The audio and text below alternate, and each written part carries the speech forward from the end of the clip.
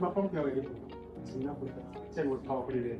Okay. So toka pamene nguri osikale awe sizo kwini ili pressure hiyo. Okay. Ngati boga ni namanzi yako ni chapa kusakula machaizi ngacha kutoka soka kwa ngati makona mapampu yawo mukapaka ma PVC ma pipes munga yachi haya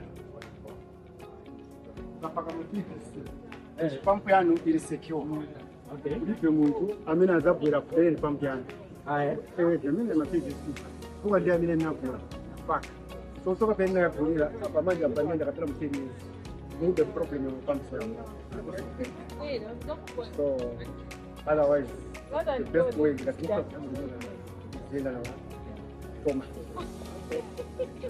price is going price normal man. Oh, kai kulinga na chidono za expensive.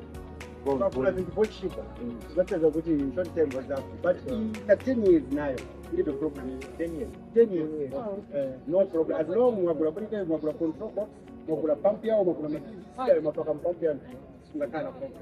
But mkasankaliza mkacha machanganya ndipo mtapenda kwa sababu mpaka mtapenda. Yaani mabatteries na kwa lithium battery na kuna 78,200 amp. Manje na hivi kuzabula the whole night. Mpaka mile of 2 you can have 3 bars.